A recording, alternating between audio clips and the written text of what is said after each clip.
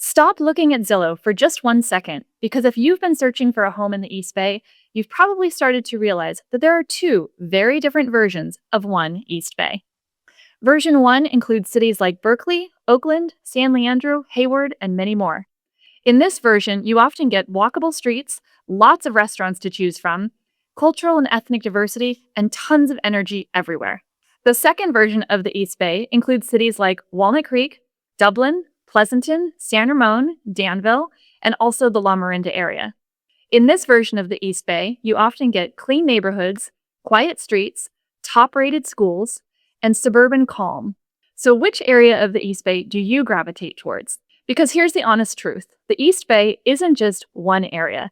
It's really two very distinct lifestyles, separated by the Caldecott Tunnel. So if you choose the wrong version of the East Bay for the lifestyle that you want to lead, not only will you probably not love your home, but you'll also feel that disconnection in your lifestyle every single day. So today I'm sharing the raw, unfiltered truth about living on both sides of the tunnel.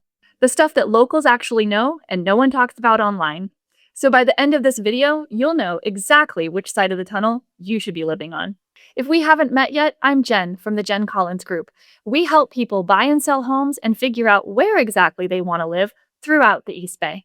Most of the people that we work with are either relocating, upsizing, or downsizing, or just trying to make a smart move without regretting it later. And that's exactly what this channel is here for. Many of our clients who are just starting to explore the East Bay really want to understand which side of the tunnel should they live on. So let's jump right into it. Now here's the number one mistake that we see most people make. They look at a map of the East Bay and they think, well, it can't be that different, right? Wrong. Geographically, sure. The cities are pretty close to each other, but when you talk about the lifestyles, the two versions are very different. Between the two versions, not only do you get a different type of people that live in each version, you also get a different pace of life, different priorities, and just an overall different lifestyle. And many people don't realize this until after they've moved. So the decision to live on one side of the tunnel or the other, or one version of the East Bay or the other, doesn't come down necessarily to distance. It comes down to your identity. Sometimes when you cross through the tunnel, either direction, it feels like a very different world. On one side, you have cities like Hayward, San Leandro, Oakland, and Berkeley. They're urban, they're alive, they're diverse. There's always movement, activity, noise, there's always something happening. On the other side of the tunnel, or the other version of the East Bay, you have areas like La Miranda, Walnut Creek, Danville, and San Ramon. Life is quieter, it's a little more structured, more predictable, and sometimes more controlled. And here's where this decision is easy to mess up, because sometimes you choose what looks good on paper, rather than choosing what really works for you. I've had clients buy a home in Walnut Creek where they thought they were buying their dream home, had everything they wanted. It was a beautiful home, it was in a safe and clean neighborhood, they thought it was perfect. Until about a year later, they called me and told me that something just felt off. They realized they wanted more energy, more walkability, and more restaurants to choose from. And sometimes the opposite happens too. You've been living in Oakland for a long time and you realize that you're tired of all of the activity. You want something a little bit calmer and more peaceful. And so then it becomes time to look through the tunnel at the other version of the East Bay. So before you start searching for homes and looking at price and comparing styles of homes, ask yourself these questions. What kind of person am I really? What kind of lifestyle do I want to lead? What kind of energy is most important to me in the community I live in? The answers to those questions will help guide you in making the right decision. And once you understand that, the next thing will guide your decision even more. So this is another big mistake that we see people start to make as they evaluate both sides of the tunnel. Lots of people think, I'll live on this side, but I'll go visit this side very often. Like, I'd love to live in Pleasanton, but I'm really going to enjoy everything Oakland has to offer just on the weekends. Honestly, it sounds good, but in reality, it rarely happens. On either side of the tunnel, in either version of the East Bay, your life starts to get hyper-local. On the west side of the tunnel, you find that your life is outside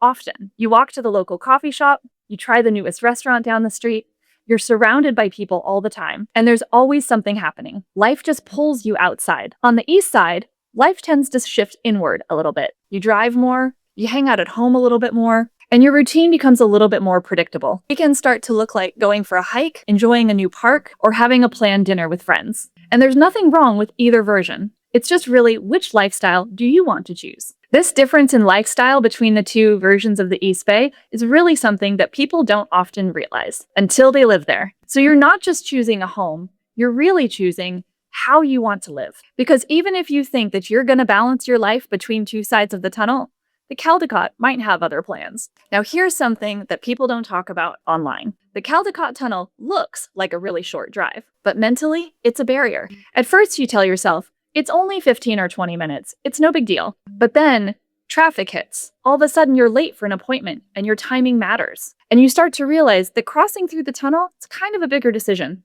So slowly, you stop doing it as often. And your world, again, becomes more local to the side of the tunnel you've chosen. But you have friends on the other side of the tunnel. You start to see them a little bit less. Maybe they don't visit as often as you thought they would. And what you thought would be your favorite spots, you find new favorite spots. So you make that trip less frequently. And it's not intentional, it just sort of evolves. The decision to pass through the Caldecott Tunnel starts to reshape your lifestyle. So when we hear buyers say, I'll just go back and forth all the time, we try to let them know that that rarely happens. So now the question becomes, what are you truly trading off between the two versions of the East Bay? And of course there's trade-offs. On the west side of the East Bay, you get cities with lots of character. You get older homes. You get unique properties. You get cultural diversity. You often get walkability. You get amazing restaurant choices, and you get lots of personalities. But you also get lots of traffic, lots of noise. You get parking challenges throughout the week and on the weekends. You get older homes that need a little bit of work, and you get a little bit of unpredictability. Whether that's not being able to find a parking spot right away, or it's dealing with some of the crime and safety issues that some of these cities in the west side of the East Bay have experienced lately. On the east side of the East Bay, you get lots of convenience. Cleaner streets, there's newer homes, top-rated schools, often very easy parking that's free, and well-maintained parks and local facilities. But you do get less variation, much more uniform neighborhoods, and sometimes that can feel a little repetitive. So the real question becomes, do you want character? Or do you want comfort? Because while they both exist in both versions of the East Bay, they don't exist on the same levels. And I'm here to tell you, there's no right answer. That answer is up to you. And here's the part that you can't get from Zillow. You can find two almost identical homes on both sides of the East Bay. Similar size, similar features, but a completely different experience in real life. That's why when we tour homes with our clients, we're not just looking at the house. We're studying the overall environment. Who's outside walking their dog? Does it feel alive? Or does it feel quiet? Would you be comfortable walking through this neighborhood at night? We've had clients who've reached out to us to see a home that they found online, only to walk into the neighborhood and go, nope, no explanation needed. It just didn't feel right. And that feeling is everything, because that's where home starts. The right place doesn't just check all of the boxes. It clicks immediately. Here, you just feel it. And if you think that's important, this next point is where people either win big or regret it later. Okay, this is a big one that most people don't think about. Lots of people buy their home thinking about who they are today. They're not thinking necessarily about who they're becoming.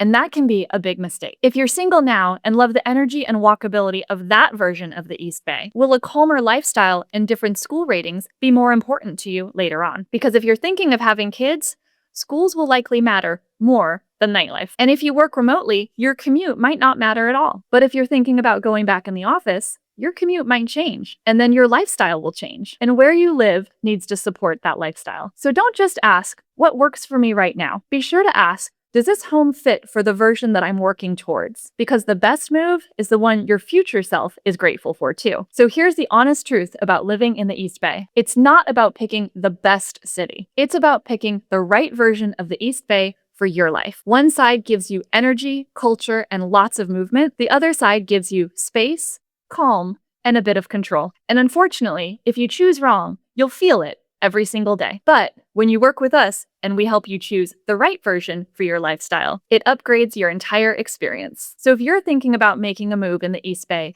be sure to download our lifestyle guide in the description below. And if you want help deciding which side of the tunnel is right for you, call or text us at the number below. We'll map it out with you, not just based on listings, but on your lifestyle, because we want you to live your life in a home you love. I'm Jen with the Jen Collins Group, and we help buyers make smart, confident moves throughout the East Bay, whether that's next month or a year from now. If you found this video helpful, be sure to give it a thumbs up and subscribe to our channel for more tips about living in the East Bay. Don't forget to grab our East Bay neighborhood guide in the description below, where we break down some of the most popular East Bay neighborhoods and why people love them. If you're planning to buy or sell your home here in the East Bay, I'd love to help guide you through the process. Call or text me at the number below to schedule a strategy session to get started. Thanks so much for watching, and I'll see you in the next video.